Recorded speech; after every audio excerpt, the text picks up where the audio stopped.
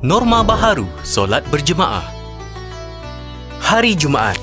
Jam menunjukkan pukul 12.30 tengah hari. Setelah sekian lama tidak dapat menunaikan solat Jumaat disebabkan arahan kerajaan berkaitan penularan wabak COVID-19. Hari ini, Ayub berpeluang untuk kembali berjemaah di masjid.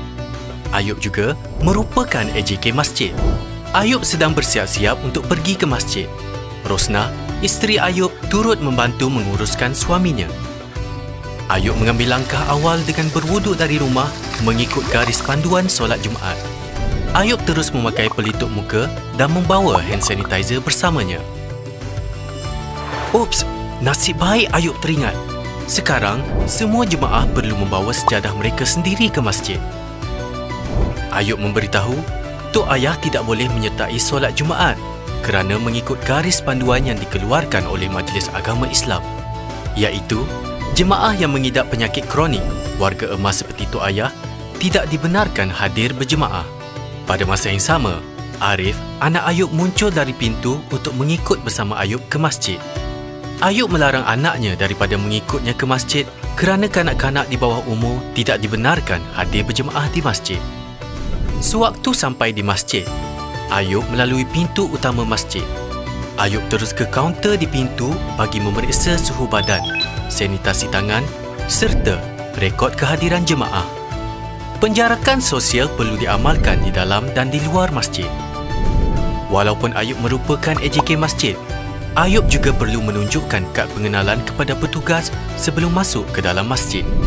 Petugas masjid telah menyelaras kedudukan makmum di dalam saf dengan jarak 1 meter antara satu sama lain. Mereka semua dimestikan memakai pelitup muka. Ayub memerhatikan masjid hanya menggunakan kipas angin dan semua tingkap dibuka bagi tujuan pengudaraan. Petugas masjid memaklumkan kepada Ayub hanya solat sunat tahiyatul masjid sahaja dibenarkan, manakala solat sunat yang lain tidak dibenarkan. Khutbah yang disampaikan oleh khatib bertugas pada hari ini juga ringkas dan solat Jumaat dapat ditunaikan dalam masa yang singkat. Ayub tidak bersalaman atau bersentuhan selepas habis solat Jumaat. Selepas selesai solat Jumaat, Ayub keluar dari masjid dengan tertib dan mengekalkan jarak 1 meter dengan jemaah yang lain.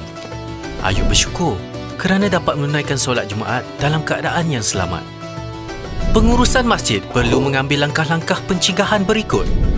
Pintu masjid dibuka hanya 1 jam sebelum azan dan ditutup selepas selesai doa dibacakan. Tidak membenarkan warga emas dan kanak-kanak bawah umur mengunjungi masjid sebab mereka adalah golongan berisiko. Memastikan jemaah membawa sejadah mereka sendiri. Menyediakan hand sanitizer di pintu masuk masjid.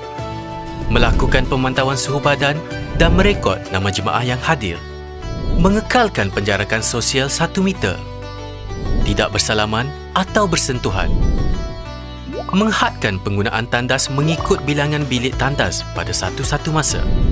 Memastikan tiada jemaah berkumpul setelah selesai solat sama ada di dalam atau di luar masjid. Dan akhir sekali, melaksanakan sanitasi masjid setiap kali sebelum dan selepas solat.